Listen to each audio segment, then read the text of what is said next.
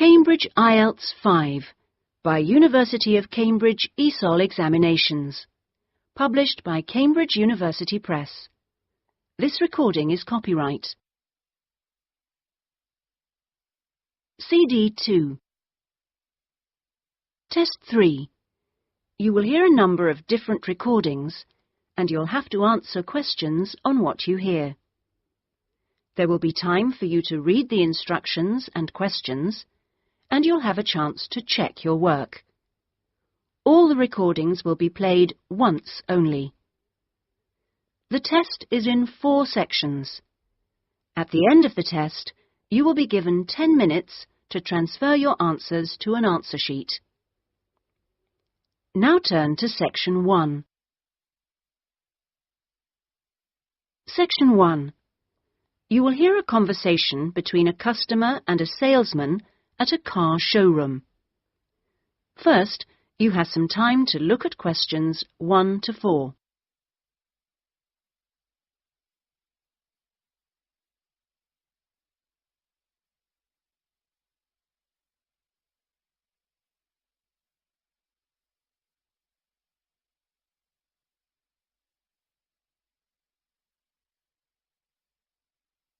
You will see that there is an example which has been done for you. On this occasion only, the conversation relating to this will be played first. Good morning. Please take a seat. How can I help you? Well, I'm thinking of buying a new car and I'd like some advice. Sure, yes. Had you got any particular make in mind? I'm interested in a leader. I've had one before and liked it, but I haven't really made up my mind. The customer states that she is interested in a leader, so leader has been written in the space. Now we shall begin. You should answer the questions as you listen, because you will not hear the recording a second time. Listen carefully and answer questions 1 to 4. Good morning. Please take a seat. How can I help you? Well, I'm thinking of buying a new car and I'd like some advice. Sure, yes. Had you got any particular make in mind? I'm interested in a leader. I've had one before and liked it, but I haven't really made up my mind. Sure. We've got various models. Right. What about the engine size? Any ideas?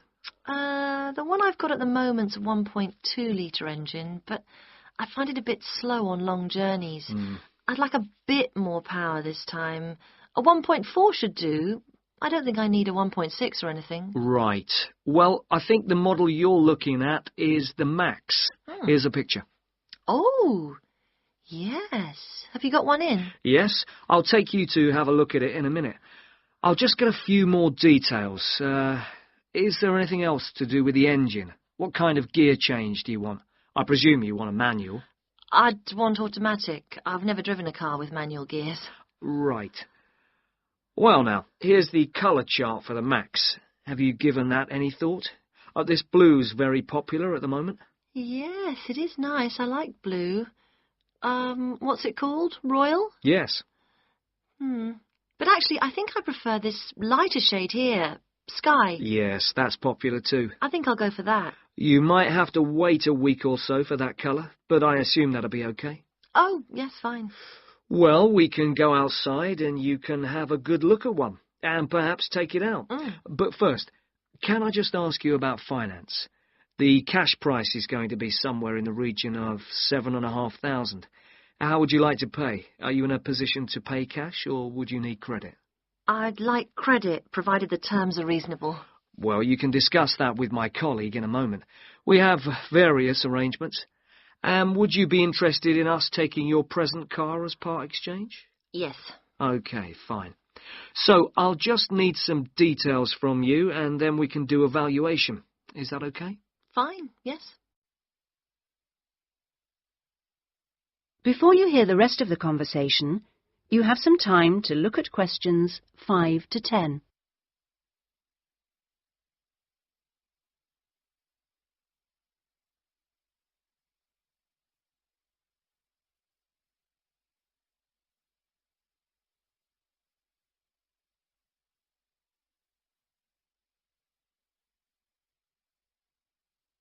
Now listen and answer questions 5 to 10.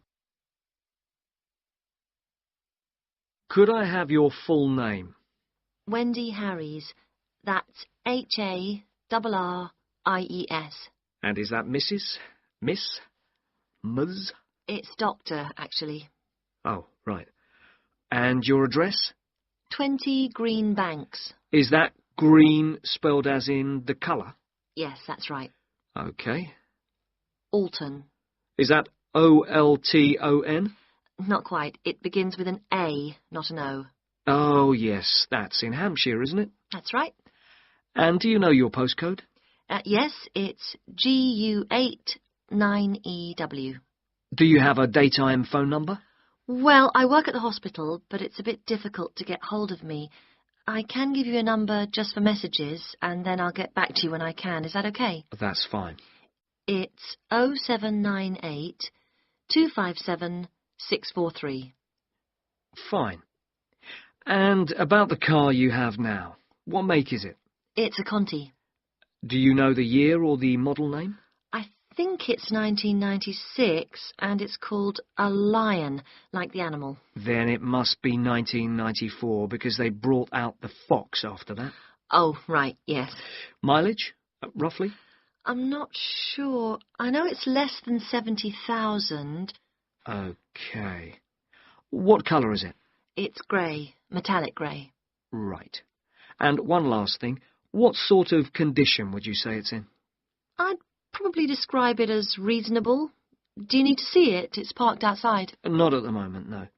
Perhaps you could call in one day next week. That is the end of section 1. You now have half a minute to check your answers.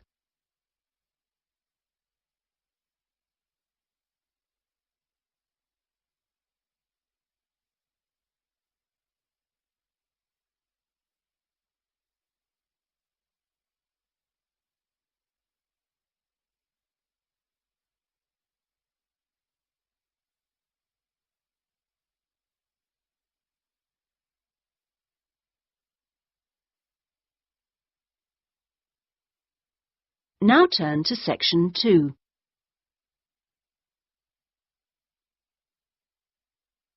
Section 2. You will hear an admissions officer from a UK university talking to a group of postgraduate students in a university abroad about applying for a place at his university. First, you have some time to look at questions 11 to 15.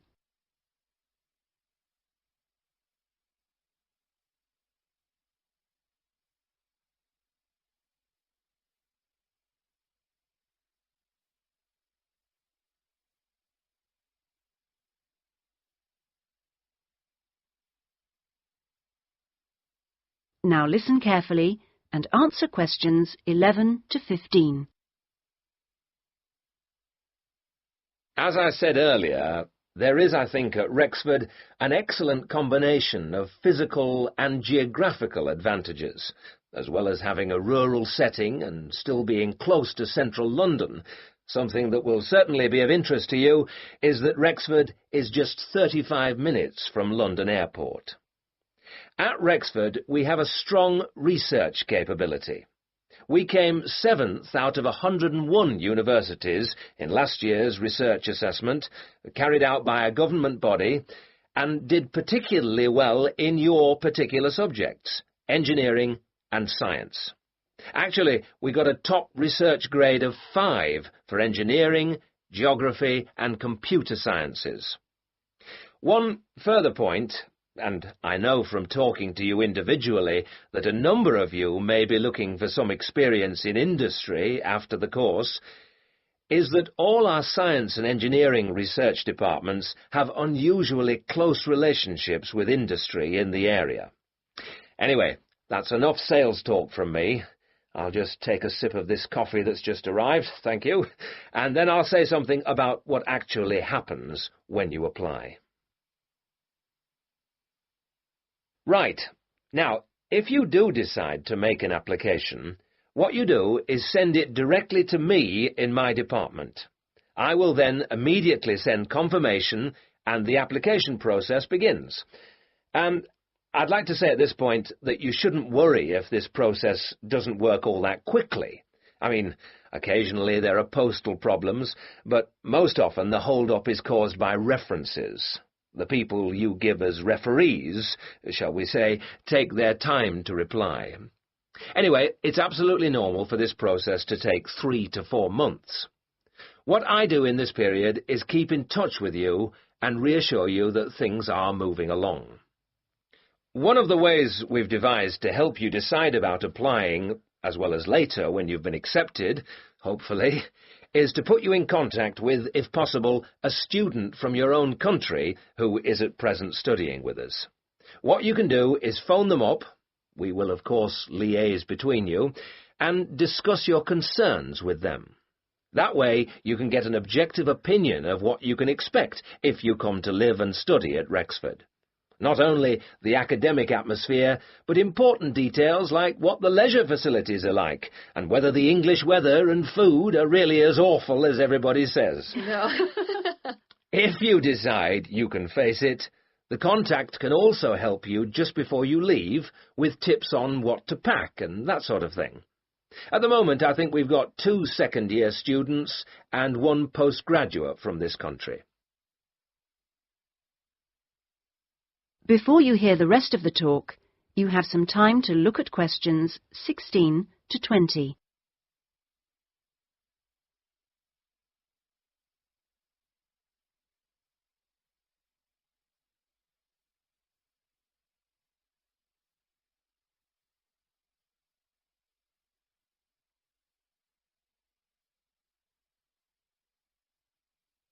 Now listen and answer questions 16 to 20. Now, to move on to the other concerns you expressed earlier. At a UK university, as I'm sure you know, you will be in an environment where independent learning is the norm, which takes most students a while to adjust to, and at a time when you will be separated from your normal surroundings, and in most cases, your family. This can be a difficult time. But remember that something like 25% of our student body are international students like yourselves, and that there are several organisations in the university and city whose main purpose is to offer help and ensure that your time with us is enjoyable and useful. 1 or 2 of you touched on the subject of accommodation earlier, so I'll just add a few points. It is the university's policy to give priority in the allocation of residence places to 3 categories, and those are visiting students, exchange students, and new postgraduate students. However, demand exceeds supply, so there is still a need to put your name down early for campus accommodation, particularly if your family is accompanying you. This means that the earlier you decide whether you want to study with us, and so get the procedure moving, the better it will be for everybody. Yes? What if you would prefer to live outside the university? If you're planning to live off campus, you've got to sort things out even earlier. As with everything in short supply, the good accommodation gets snapped up months before the beginning of term. In other words, if you're starting in October, you need to be thinking about it in June, or at the very latest July. So you do need to think very carefully about what you need, how much you can afford to pay well in advance. What you can't do is leave it until a few days before the start of term. The agencies in town are pretty good. It's just a matter of contacting them in good time. Of course, we have a full-time accommodation officer available to help all students. She'll get in touch with you when you're accepted. She's got plenty of contacts in the town and will deal with the agencies on your behalf. 1 or 2 of you asked me earlier about your level of spoken English. Obviously, most of you have already achieved a lot. I wish I could speak your language half as well. Having said that, though, I'm afraid the lecturers will make little or no allowance for the presence of non-native speakers in the audience. So anything you can do to improve your spoken English, even beyond the pretty high levels most of you have already reached, will help make your stay with us that bit more fun for you. Some extra practice before you arrive is worth more than, for example, private lessons afterwards when you won't really have time. Oh, and one last thing before I invite further questions. It's very important that you always... That is the end of section 2. You now have half a minute to check your answers.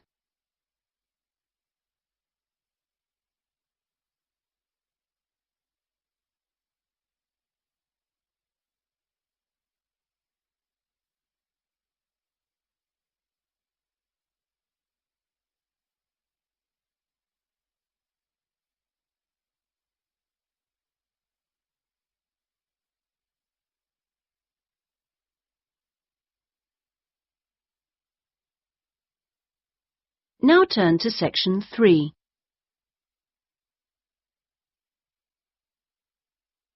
Section 3. You will hear two friends discussing a course they have just done. First, you have some time to look at questions 21 to 27.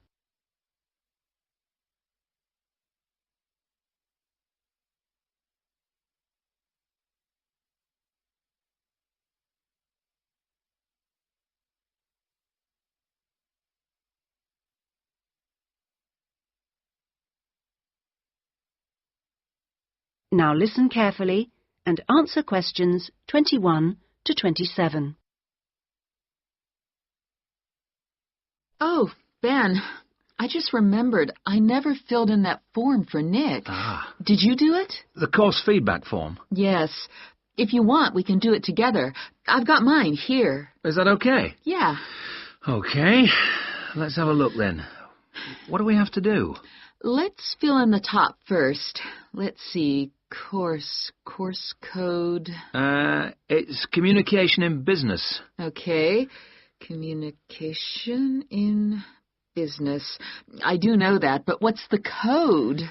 CB16 something. CB162, isn't it? That's it. Okay. And dates. When did we start? I remember my birthday's on May 4th, and it was the day after. It must have been May 5th. Gosh, doesn't seem that long ago, does it? No. And we finish at the end of this week on Friday, so that's July 15th. 16th. Oh. Monday was the 12th. Yeah. Right, that was the easy bit. Now, let's have a look. Please give your comments on the following aspects of the course. Okay, what's the first one? Oh, course organisation. What do you think? Clear. It was, wasn't it? Yeah, I think the organisation was clear. Okay, anything else for course organisation? It was a good thing he gave us the course outline at the beginning in the first session. That was useful, so I'll put that down, shall I? Yeah. Now, going on to suggestions for improvement, one thing that wasn't so good, I think we could have done a bit more work at the beginning. I mean, at the beginning it seemed dead easy. Yeah. I thought it was going to be really easy, and then all of a sudden in the second half of the course, we got a whole load of work. Yeah. Reading to do and essays and things. Yeah, it'd be better if it was more even. Okay, now, course delivery. Does that mean teaching? Yeah, I suppose so. Well, what I thought was really good on this course was the standard of teaching.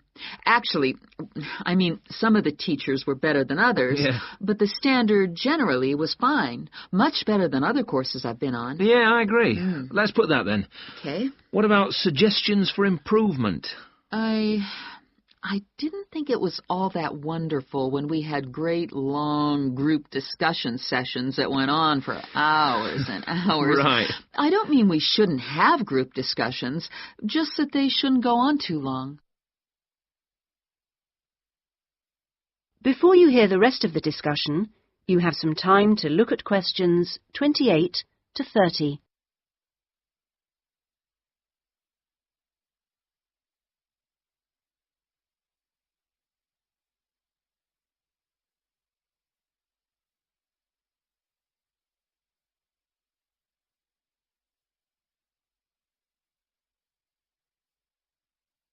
Now listen and answer questions 28 to 30. Now, on to materials and equipment. Oh, Now, what was good about some sessions was the handouts. Yes, I thought all the handouts were good, actually, and some were great, with website addresses and everything. One problem, though, with materials was the key texts. Yes, there just weren't enough copies on reserve in the library. And if you can't get the key texts before the session, how are you supposed to do the reading? Yeah. And not enough computers. You have to wait ages to get one. Okay, testing and evaluation. Well, I don't know. It's hard to say until we've got our written assignments back. Oh, don't talk about it. I only got mine in yesterday. It was a real struggle. Oh, I hate to think what mark I'll get. Yeah, but at least we've done the oral presentation. I thought that was good, the way I got my feedback really quickly. Yes, it was. And I liked the way we knew it would be evaluated on. We knew the criteria, so we knew we had to think about clarity, organization, and so on. Yeah, but I'm not so sure about the written work. One thing, I think, is that there's just too much. It's really stressful. Oh, yes, I'd agree. And I don't see why they can't let us know the criteria they use for marking. The written assignments, but he told us. No, for the final exams. Oh. What are they looking for? What are the criteria? What makes a pass or a fail? Yeah, I never thought of that. It'd be really useful. Okay, any other comments? I thought student support was excellent. Yeah, me too. Okay, excellent. Other comments? No, I can't think of anything else. Nor me. Okay, so that's done. Thanks, Ben. No, thank you. That is the end of section 3. You now have half a minute to check your answers.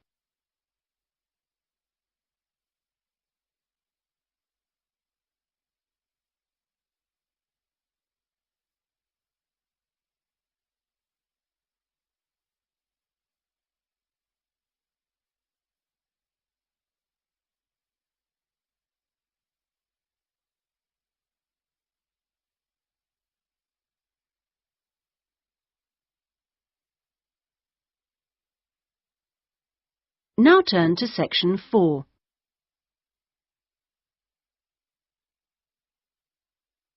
Section 4. You will hear a student giving a presentation about a project on household waste recycling. First, you have some time to look at questions 31 to 40.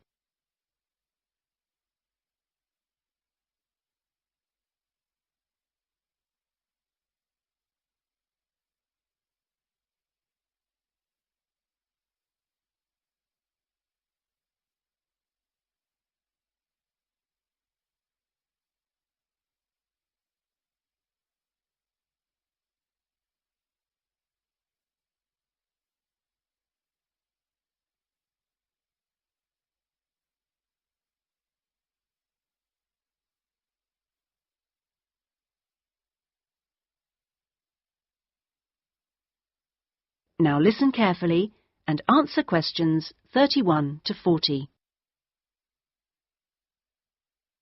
Well, my group has been doing a project on how household waste is recycled in Britain.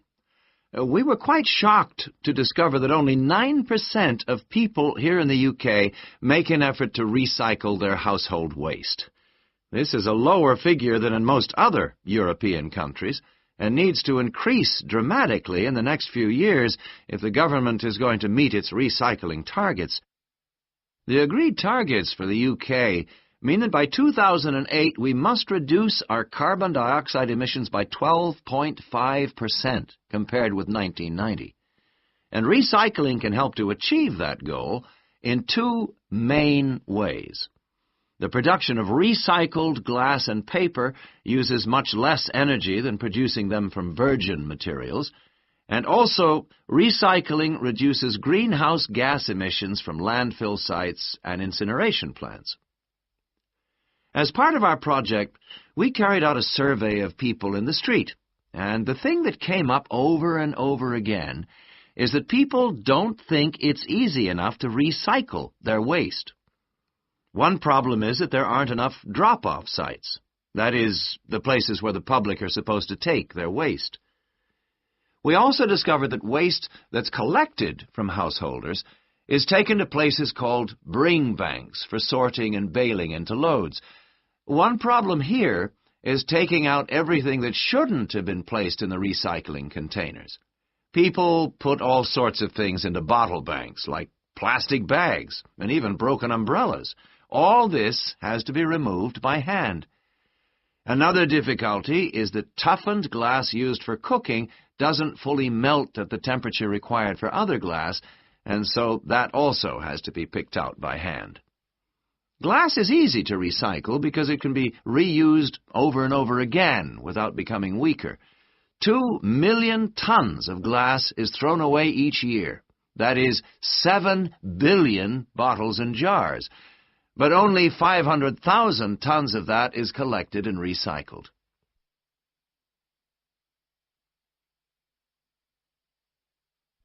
Oddly enough, half the glass that's collected is green, and a lot of that is imported, so more green glass is recycled than the UK needs.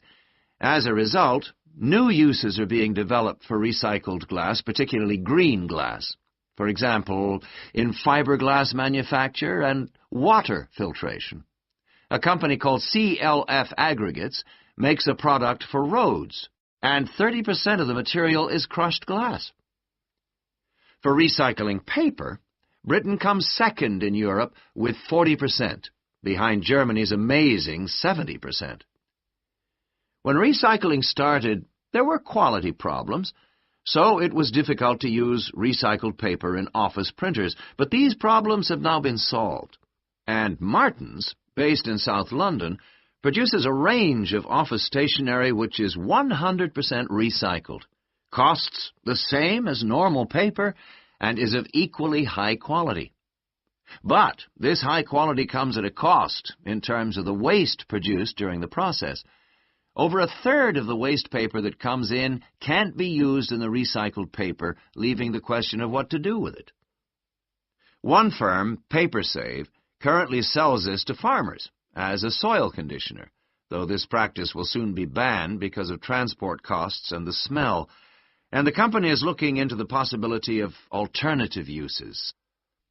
Plastic causes problems because there are so many different types of plastic in use today, and each one has to be dealt with differently. Packrite recycles all sorts of things, from bottles to car bumpers, and one of its most successful activities is recycling plastic bottles to make containers which are used all over the country to collect waste. The Save a Cup scheme was set up by the vending and plastics industries to recycle as many as possible of the 3.5 billion polystyrene cups used each year. At the moment, 500 million polycups are collected, processed, and sold on to other businesses such as Waterford, which turns the cups into pencils, and Johnson & Jones, a Welsh-based firm, which has developed a wide variety of items, including business cards. Well, to sum up, there seems to be plenty of research going on into how to reuse materials. But the biggest problem is getting people to think about recycling instead of throwing things away. At least doing the research made us much more careful. That is the end of section 4. You now have half a minute to check your answers.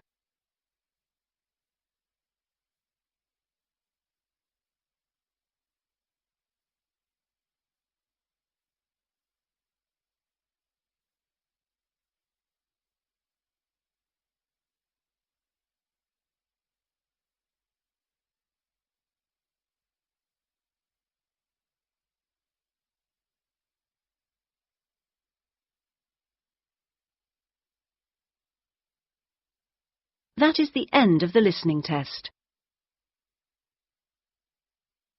In the Ielts test, you would now have 10 minutes to transfer your answers to the listening answer sheet.